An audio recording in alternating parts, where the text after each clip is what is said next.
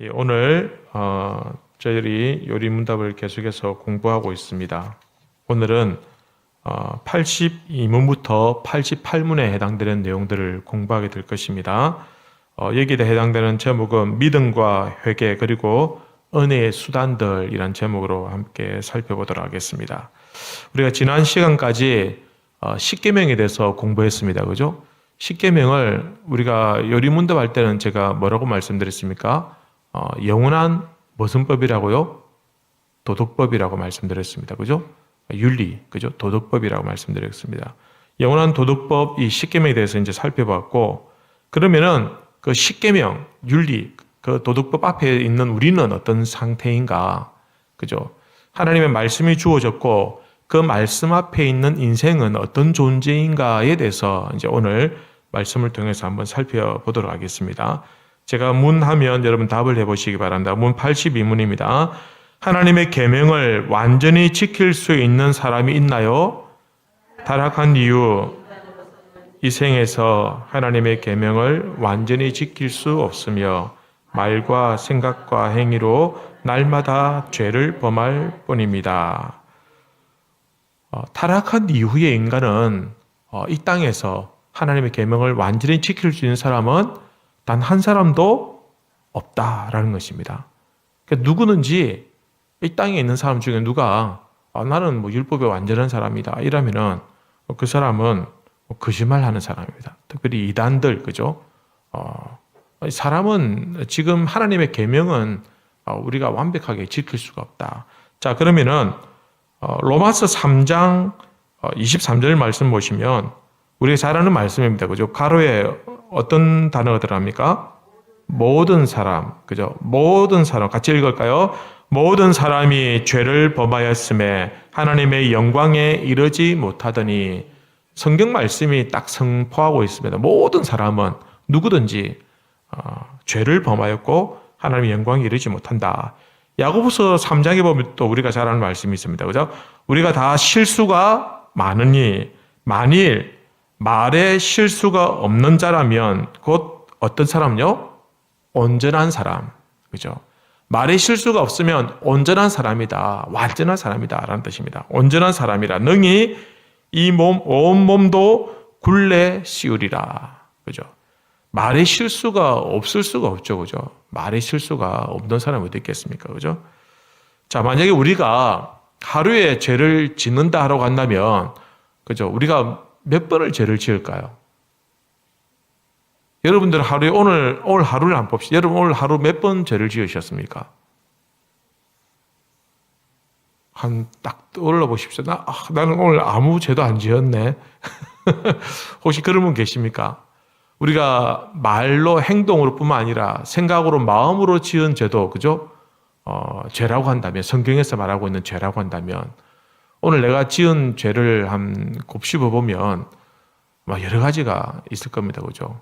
그죠? 죄를 오늘 많이 지으셨죠? 그죠? 근데 우리가 그래도 좀 거룩하게 잘 살았다. 내가 3번밖에 죄를 안 지었다. 3번도 아주 작게 지은 겁니다. 그죠? 만약에 3번밖에 죄를 안 지었다 칩시다. 그죠? 그러면은 하루에 3번 죄를 지면은 1년 365일이면 1095번을 죄를 짓고 10년이면 950번을 짓고 만약에 내가 인생을 한 50년 산다. 50년 정도 산다면 한 몇 번 정도 지을까요? 한 5만 4천 번 정도. 그죠? 그죠? 그러니까 우리가 죄를 이렇게 어마어마하게 많이 죄를 짓는 사람들입니다. 죄를 안 지을 수가 없어요. 그죠? 그런데 보통 어떤 사람들은 자기가 죄인이라는 것을 인정하지 않습니다. 특별히 누가 죄인이라고 인정하지 않느냐면 교회를 안 다니는 사람들이 죄인이라고 인정하잖아요. 교회를 다니는 사람들은 내가 죄인입니다라고 해요. 근데 교회를 안 다니는 사람들은 자기가 어떤 행위로 어떤 죄를 짓지 않으면은 나는 죄를 지은 게 없다. 이렇게 말씀을 하시는 경우들이 많다라는 겁니다. 자, 여기에 대해서 성경은 어떻게 말씀하고 요한 1장에 보시면 이렇게 그럽니다. 만일 우리가 죄가 없다고 말하면 스스로 속이고 또 진리가 우리 속에 있지 아니할 것이요. 스스로 속이는 것은 뭐 그렇다 치더라도 진리가 우리 안에 있지 않다라는 겁니다. 우리가 우리 죄를 자백하면 그는 미쁘시고 의로워서 우리 죄를 사하시며 우리는 모든 불의에서 깨끗하게 하실 것이요. 만일 우리가 범죄하지 아니하였다 하면, 만약에 나는 죄를 지었지 않았다라고 한다면 하나님을 거짓말하는 이로 만드는 것이다. 하나님은 우리에게 모든 사람이 죄를 범하였다, 우린 죄인이다라고 선언했어요. 근데 우리는 죄를 지은 적이 없습니다. 만약에 우리가 참말이면 하나님이 거짓말하는 사람이에요. 거짓말하는 분이에요. 하나님은 그렇지 않아요. 하나님이 신실하시고 진실하신 분인데 하나님께서 그렇게 선포하셨죠. 우리가 실제로 보니까 우리가 죄를 지었던 겁니다. 우리가 아담의 후손으로서 태어날 때부터 죄를 안고 태어났고, 그리고 실제로 성경 말씀에서 말씀하고 있는 도덕법에서 얘기하고 있는, 적어도 십계명에서 얘기하고 있는 그것만 살펴봐도 우리는 하루에도 수번에, 어쩌면 뭐 수십 번의 죄를 짓는 그런 연약한 죄인이더라라는 것입니다.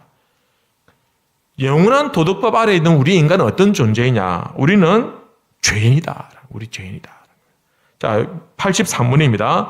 법을 범한 모든 죄는 다 같이 악한가요? 다 같이 악합니까? 어떻습니까? 시작. 어떤 죄는 그 본질로 보나 여러 가지 얽힌 문제들을 보아 하나님 앞에서 다른 죄보다 더 악하다. 어떤 죄는 다 죄지만 어떤 죄는 더 무거운 죄가 있다는 겁니다. 우리 소요리 문답에는 이렇게 기록하고 있지 않습니다만 대요리 문답 어떤 걸 했습니까? 대요리 문답은 성직자들 아니면 성인들을 대상으로 하는 그러한 어떤 요리 문답, 교리 공부입니다. 거기에 보면은 151문에 이 죄에 대해서 어떤 죄가 더 악하다라고 하면서 어떤 죄가 더 악하냐에 대해서 4가지 예를 들어서 설명해 주고 있습니다. 첫 번째는 범죄한 사람에 따라서 더 무거운 죄가 있다라는 겁니다. 예를 들면 범죄자가 연령이 높은 사람, 만약에 여러분들 뭐 3살, 4살짜리 아이가 그죠? 죄를 지을 수 있습니다. 배가 고파가지고 엄마를 때린다든지, 그죠? 하여튼 어릴 때도 물론 악한 생각 할 수 있습니다. 그러나 갓난아이가 본능적으로 죄를 짓는 거하고 어른이, 다 큰 어른이 이렇게 죄를 짓는 거하고 절대로 같을 수가 없다는 겁니다. 그리고 경험이 있는 사람과 경험이 없는 사람, 그러니까 이것이 죄라는 것을 아는 사람과 이것이 죄라는 것을 모르는 사람이 짓는 죄는 또 다르다는 겁니다. 예를 들어서 가중처벌이라는 게 있죠. 그죠? 가중처벌. 그리고 재범에 대해서는 사회적으로도 아주 무거운 형량을 내립니다. 예를 들면은 만약에 뭐 마약을 했다. 초범이면 그죠? 뭐 정상 창작이 어떻고 또 반성하고 있고 그래서 뭐 집행유예 이렇게 될 수 있지만 만약에 이 사람이 한번 걸렸는데 또 다음에 또 마약을 해가 또 걸리고 또 걸리면 어떻게 됩니까? 그러면은 처벌을 더 엄하게 받는 겁니다. 그죠? 그러니까 경험이 있는 것과 없는 것에 따라서 더 무거운 죄가 있을 수 있고 직업에 따라서 그죠? 그죠? 아무것도 모르는 새가족이 죄를 짓는 거하고 예를 들어서 목회자가 죄를 짓는 거하고는 또 다르죠. 여러분 목회자 욕 안 해도 됩니다. 목회자들은 나중에 더 뜨거운 맛을 볼 거니까. 우리 어른들이 그런 얘기 하죠. 야, 목사는 건드리지 마라. 주위에 조금 건드리지 마라 하잖아요. 안 건드려도 돼요. 왜냐하면 진짜 죄를 짓고 잘못하는 일이 있으면 하나님 앞에 가서 더 뜨거운 맛을 보거든요. 그러니까 목회자가 짓는 죄하고 새가족이 짓는 죄가 어떻게 같을 수 있습니까? 아주 더 엄하게 그죠? 무거운 죄를 짓게 된다. 재능에 따라서 마찬가지다. 피아노 하나도 칠 줄 모르는 사람이 있지 않습니까? 뭐 피아노를 못 쳐가지고 예를 들어서 예배 반주하다가 틀렸다. 죄네, 죄. 실수하기 죄네. 뭐 예배를 엉망쳤으니까. 근데 피아니스트가 막 연습도 안 하고 게을러 터져가지고 뭐 그 전날 막 술 먹고 막 밤새도 놀다가 와가지고 틀린 거하고 같을 수 있습니까? 같을 수 없다는 겁니다. 그죠? 그러니까 직분에 따라서도 마찬가지입니다. 장로님이 짓는 죄하고 집사가 짓는 죄하고 같을 수 없습니다. 절대로 같을 수 없습니다. 똑같을 수 없어요. 그만큼 더 무거운 책임이 따른다라는 것입니다. 그래서 지도자들은 지도자들에 대해서 더 엄하게 도덕적인 윤리적인 그런 기준을 잣대를 가지고 요구하는 겁니다. 그래서 다른 사람의 모범이 될 만한 사람이 그렇게 하지 않으면 사회적인 지탄을 더 받게 되죠. 우리 사회도 그렇지 않습니까? 그래서 유명한 정치인이나 뭐 스포츠 스타나 뭐 연예인이나 이런 사람들이 만약에 음주운전했다. 그러면은 일반 사람이 음주운전한 거하고는 아예 막 다른 시각에서 보면서 더 사람들이 맹렬하게 비판하고 그렇게 되는 것이죠. 그죠? 범죄한 사람에 따라서 그죠? 죄가 더 무거울 수 있다는 것입니다. 그러면 피해를 입은 상대에 따라서도 다를 수 있습니다. 범죄는 하나님과 그의 속성과 그를 예배하는 일에 대항하는 것. 그러니까 하나님에 대한 쉽게 말하면 우리가 성령을 회방하는 죄, 성령의 사역, 그리스도의 은혜 이런 것들에 대해서 대항하여서 죄를 짓는 것들. 그죠? 이런 것들은 그 상대 하나님을 상대로 죄를 짓는면은 훨씬 더 큰 죄를 짓는 겁니다. 그죠? 그리고 뭐 아래 사람에게 이렇게 욕설을 하는 거하고 위 사람에게 욕설을 하는 것도 똑같은 욕이지만 다릅니다. 훨씬 더 죄가 무겁다라는 것입니다. 그죠? 그래서 특별히 뭐 관계가 되어 있거나 약속된 사람들에 대해서 관계가나 약속된 사람들 어떤 게 있을까? 나와의 가족과의 그런 죄, 그죠? 가족과의 관계들. 내가 가족이 아닌 사람한테 다른 옆집의 어르신한테 뭐 이렇게 예의 바르게 못하고 공경하지 않고 하는 거하고 자기 부모에게 예의 바르게 하지 않고 불효하는 거는 그것도 죄가 다르다라는 이야기입니다. 그죠? 특별히 또 성도들에 대해서 예를 들어서 뭐 교회에 이렇게 오는데 집사님이나 뭐 권사님이나 뭐 그죠? 신앙생활 오래 하고 뭐 이런 사람한테 내가 말 실수해가지고 마음 상하게 하는 거고 새 가족, 마음이 약하고 이제 막 믿음이 막 자라려고 하는 그 새 가족한테 말해가지고 그 사람을 낙심시키는 거하고 그리고 그것도 죄가 같을 수 없습니다. 다릅니다. 그죠? 그러니 특별히 연약한 자들, 육신이 연약한 사람들한테 그죠? 그런 상처를 주는 말도 조심해야 됩니다. 특히 새 가족들, 그죠? 신앙생활 한 지 얼마 안 되고 잘 모르는데 그분들한테 한 20, 30년 알고 있는 사람들처럼 그렇게 함부로 말하는 거 이것도 죄가 무겁다라는 겁니다. 대요리문답에서 성경적인 전체적인 그죠? 이런 어떤 내용들을 잘 정리해가지고 대요리문답에서 그렇게 얘기하고 있는 것이 상대에 따라서 죄가 같을 수 없다라는 겁니다. 세 번째는 범죄의 성질과 바탕에 따라서도 다릅니다. 예를 들면 죄를 짓고도 내가 배상할 책임을 질 그런 생각이 전혀 없다든지, 그죠? 배째라, 막, 이러면은 죄가 더 무겁다는 겁니다. 그죠? 고의로 하는 거죠. 모르고, 부지불식간에 모르고 실수를 한 거하고 고의로 한 거하고 그 죄가 다릅니다. 내가 모르고 막 그냥 휴지를 집어 던졌는데 누가 맞았다. 내가 딱 누가 저라는 거 딱 보고 꼬라가지고 탁 던졌다. 이건 또 다르다라는 것입니다. 고의로 한 거하고 염치가 없는 거. 죄를 자랑하는 거, 자주 하고 완강한 마음으로 그죠?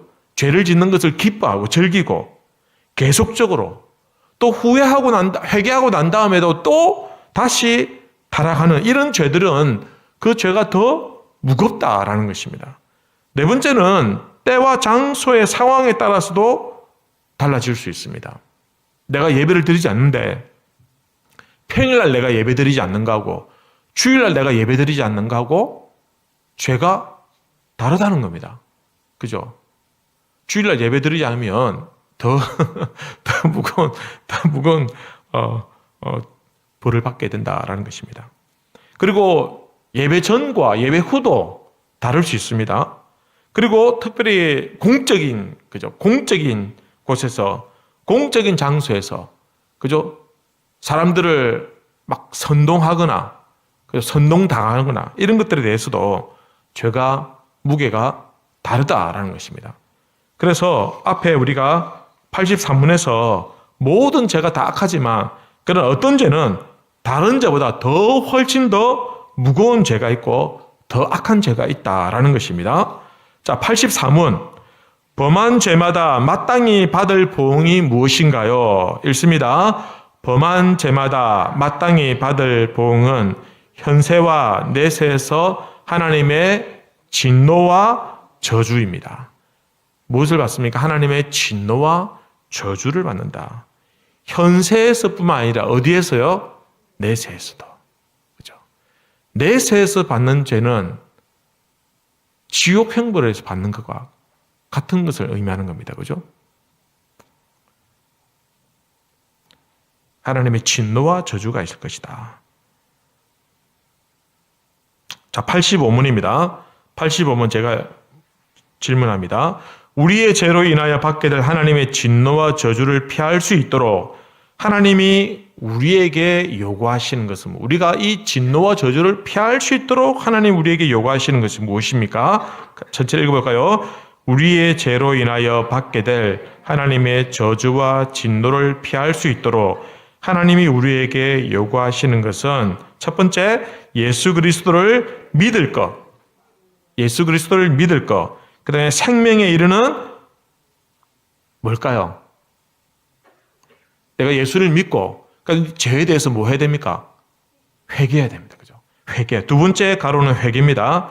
첫 번째는 믿을. 자, 우리가 하나님의 진노와 저주를 피할 수 있는 것은 예수님을 믿을 것과, 그리고 생명에 이르는 회개와, 그리고 세 번째는 그리스도가 우리에게 구속의 유익을 전하는 모든 표현적 방법을 힘써 사용하는 것. 이 말은 무슨 말입니까? 우리가 구원을 받을 수 있도록, 죄사함을 받을 수 있도록 하기 위해서 우리에게 유익하게 해주는, 죄사함을 받는데 유익하게 해주는 그 모든 표현적인 방법들을 힘써 애써서 열심히 그것을 사용하는 것을 말한다라는 겁니다. 이것을, 이 구속의 유익을 전하는 표현적 방법을 좀 어려운 말로 외적인 수단 이렇게 표현합니다. 외적인 수단.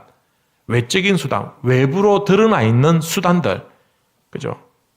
자, 외적인 수단은 하나님의 은혜의 방편 중에 하나입니다.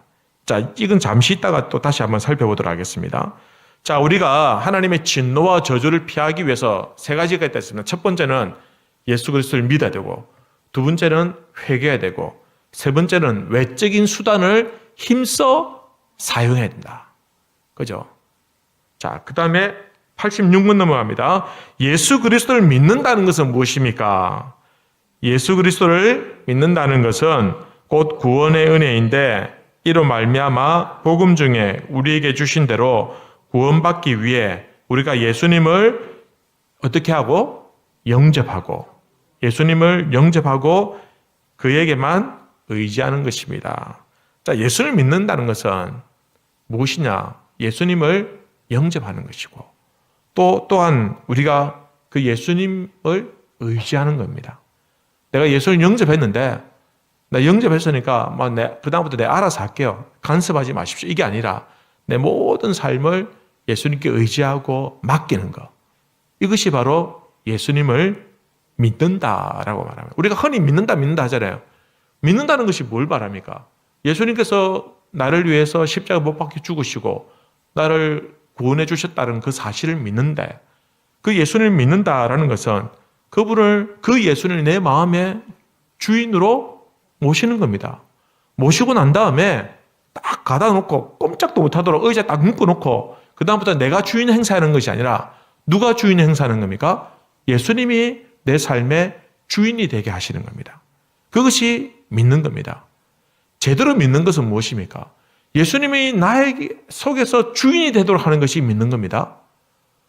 많은 사람들이 여기서 좀 문제가 있어요. 믿긴 믿는데 주인으로는 모시잖아요. 믿긴 믿는데 의지하지 않는 거예요. 그럼 뭘 믿는다느냐?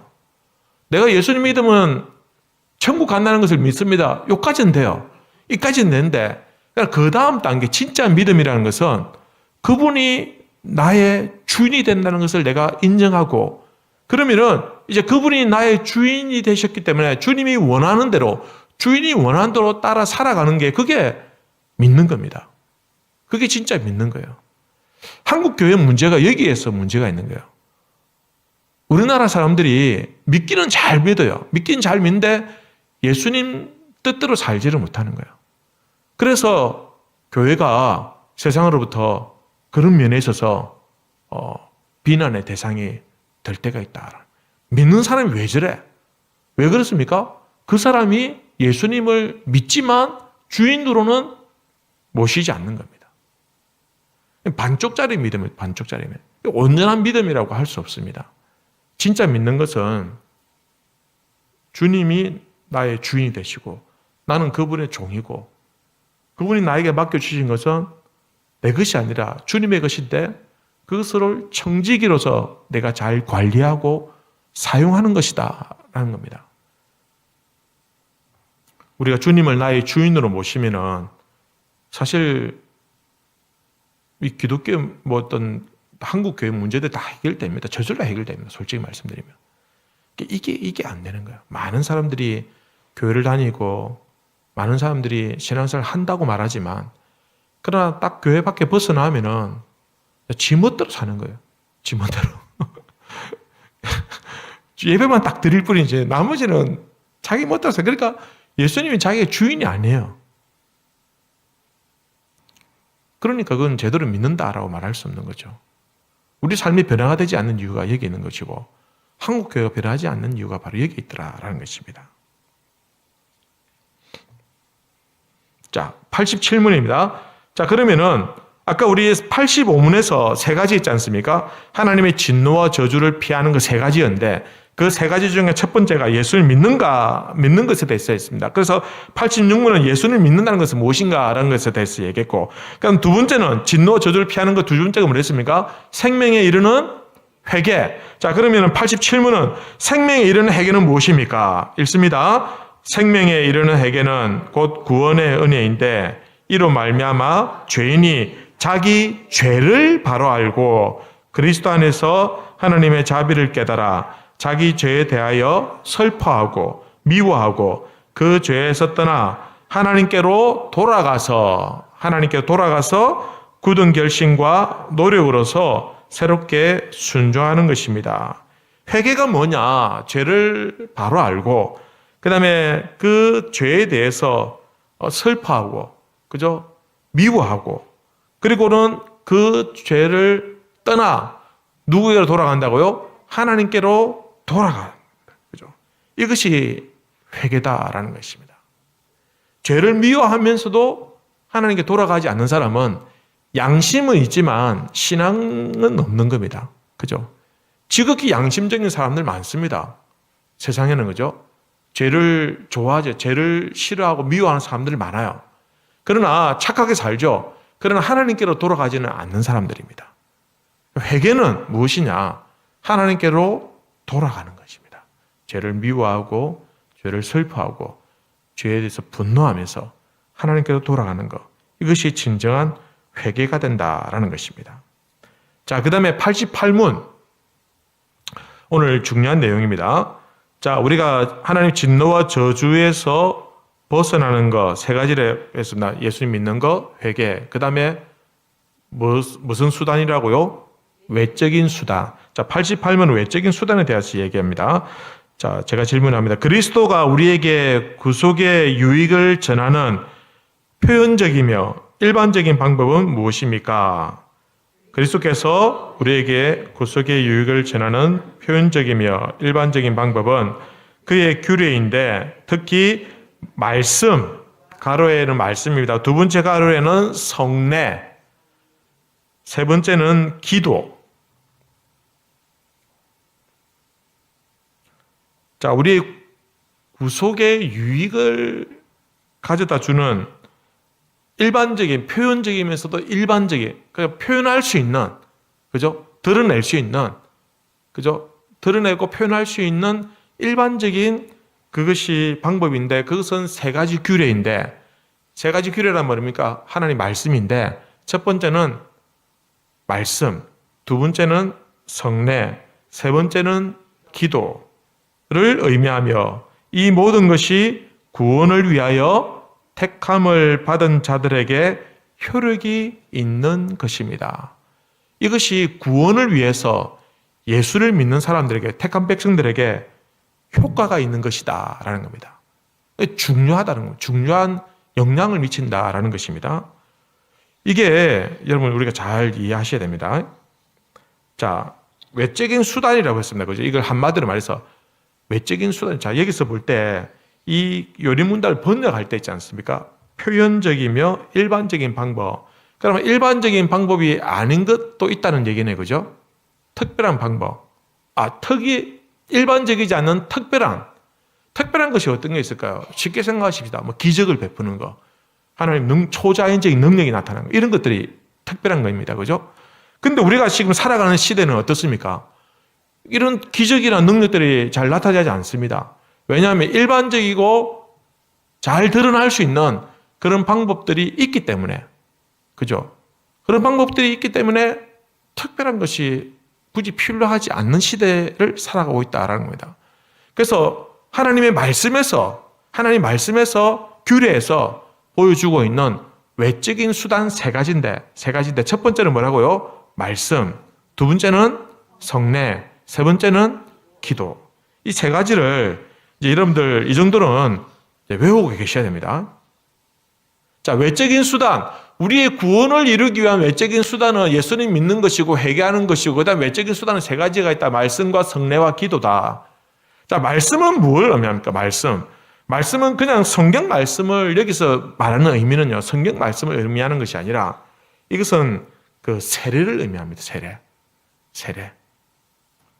말씀에서 얘기하고 있는 겁니다. 말씀에서 전체 하나님 말씀에서 우리에게 보여주고 있는 외적인 수단은 이 세례, 말씀에 근거한 이 세례. 두 번째 성례는 무엇입니까? 성례가 사실은 세례와 또 하나 더 있죠. 뭐라고요? 성찬. 그렇죠, 성찬. 세례와 성찬이 굉장히 중요합니다. 여러분, 오늘날 이게 우리의 구속의 유익을 가다 주는 굉장히 일반적인 중요한 것들인데, 그럼 이걸 자주 사용해야 될 건데, 오늘 교회들이 오히려 반대로 이 세례와 성찬을 자주 못하고 있어요. 우리 교회도 그렇잖아요. 우리 교회도 지금 세례를 1년에 2번밖에 안 하고 있고, 성찬식도 한 4번 정도, 3번, 4번밖에 안 하고 있잖아요. 그래서 어떤 교회는 이걸 자주 하려고 애를 씁니다. 그래서 어떤 교회는 한 달에 한 번 하는 교회들도 있고. 근데 한 달에 한 번 하고 이렇게 하니까 이게 참 쉽지 않은 거예요. 사람들이 자주 하니까 이걸 너무 좀 가볍게 여기는 것도 있고, 거룩하고 경건한 마음으로 성찬식을 해야 되는데 너무 자주 하니까 그냥 뭐 아무런 감동도 없이, 마음의 준비 없이 그냥 그 행위에만 이렇게 집착하게 되는 거죠. 그런 것들이 있기 때문에 오히려 한국교회에서는 자주 못하고 있습니다. 만약에 무조건 좋은 것이라면 자주 했겠죠. 근데 무조건 좋은 것만이 아니더라면, 자주 하는 것이 무조건 좋은 것만이 아니더라라는 겁니다. 그리고 세례는 누가 있어야 됩니까? 세례 대상자가 있어야 세례를 베풀 거 아닙니까? 세례 대상자가 없는 거예요. 없으니까 세례를 못 하는 거예요. 그러니까 그만큼 우리가 복음 전파에 소극적이다라는 거예요. 적극적이지 않다라는 것입니다.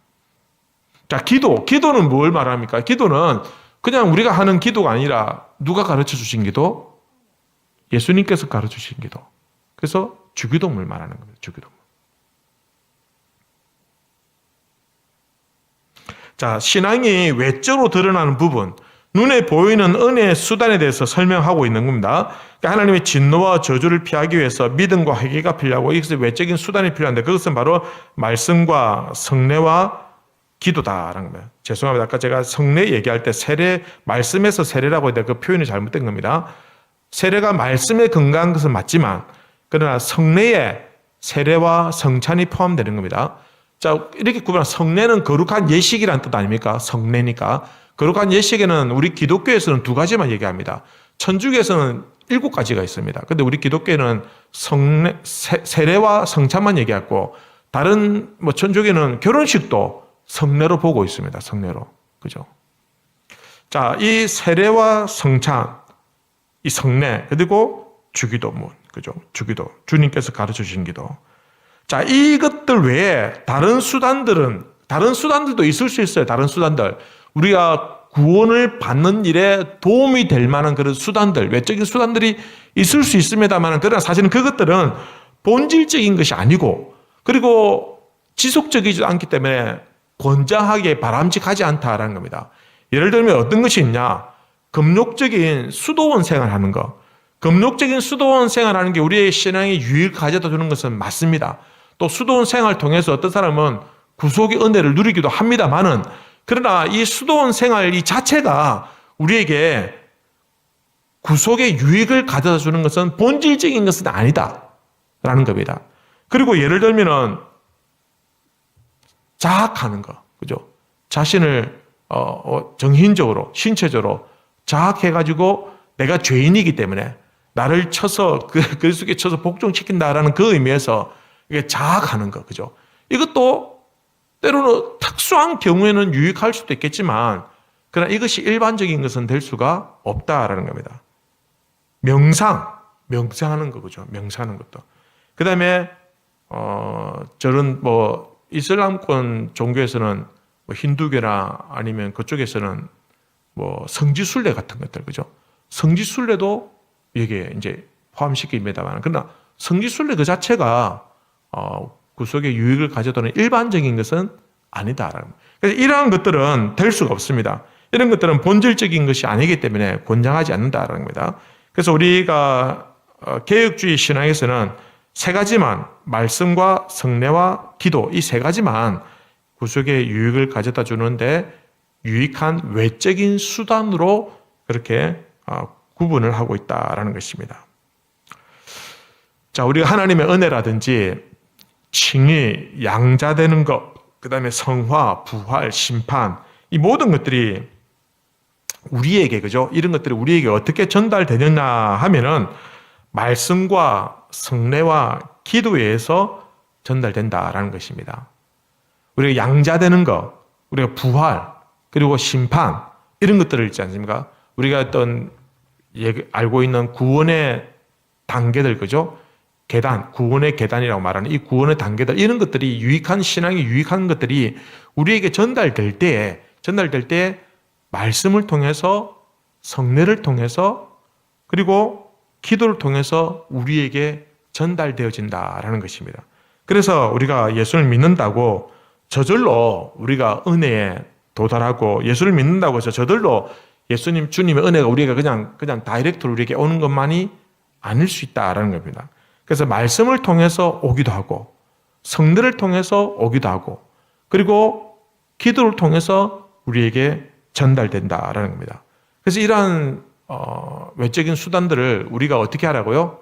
하나님의 진노와 저주에서 벗어나기 위해서는 이런 것들을 어떻게 하라 했습니까? 힘써 사용하라는 겁니다. 힘써 사용. 그래서 오늘 우리가 교회에서 말씀에 대해서, 그죠? 성례에 대해서, 기도에 대해서 이런 것들을 힘써 잘 사용해서 우리에게 그리스도의 구속의 은혜가 흘러넘치도록 사용해야 된다라는 것입니다. 여러분, 이렇게 보면은 참 교리 공부가 좀 할만하죠, 그죠? 이런 유익들이 있다. 이걸 모르고 있으면은 이게 이렇게 정리가 안 돼 있는, 거죠? 된 걸로 하면은 굉장히 우리가 신앙생활 하는데 좋은 유익한 것들을 놓칠 수가 있다라는 겁니다. 여러분, 예를 들면 이런 겁니다, 그죠? 문제를 풀 때, 어떤 수학 특정 문제를 풀면은, 여러분 공부를 좀 해보신 분들은 아시겠습니다만, 미분적분 풀 때, 어떤 문제가 풀 때, 이게 미분을 통해서 푸는 방법도 있고, 적분을 통해서 방법도 있고, 통계를 통해서 푸는 방법도 있고, 수학을 푸는 방법은 여러 가지 방법들이 있습니다. 사실은 몇 가지가 있습니다. 그런데 이것들을 굉장히 단순화시켜가 다 잘라내고, 쉽게 빠르게 정답에 이르는 방법이 딱 하나 있어요. 그게 뭐냐면은 공식입니다. 공식. 수학 공식, 그죠? 공식. 공식만 외우면 딱 대입하면 바로 다이렉트 답이 나오거든요. 그죠? 그러니까 우리가 지금 배우고 있는 교리 공부라는 게 그렇게 생각하시면 됩니다. 그냥 우리가 성자처럼 신앙생활 오래 해가지고 신앙이 연륜이 있고 이래가지고 경륜을 쌓고 몇십 년 동안 하고 난 다음에 이런 교리들에 대해서 우리에게 외적인 수단인데 말씀과 성례와 기도구나. 이렇게 깨닫는 것보다는 이렇게 요리문답을 통해서 딱 가르쳐 주면은 이렇게 바로 하면은 우리가 이런 모든 과정을 다 생략하고 바로 이 외적인 수단을 통해서 하나님의 은혜를, 주님이 주신 은혜를 누리고 또 그것을 경험할 수 있도록 거기에 힘쓰면은 훨씬 우리가 신앙의 유익이 있다라는 것입니다. 그래서 교리 공부를 하셔야 됩니다. 교리 공부를. 잘못된 이단의 사슬의 어떤 유혹과 어떤 미혹들에 넘어지지 않기 위해서라도 우리가 교리 공부를 관심을 가지고 하는 것은 굉장히 우리 신앙에 유익하다라는 것입니다. 그렇게 좀 관심 가지시고 이제 보시면 아마 여러분들에게도 큰 도움이 될 것이라고 생각합니다. 자, 그러면은 이제 다음 시간에는 오늘 이렇게 공부했고 다음 시간에는 말씀, 그 다음에 성례, 그 다음에 기도에 대해서 이제 하나씩 풀어서 또 살펴보도록 하겠습니다.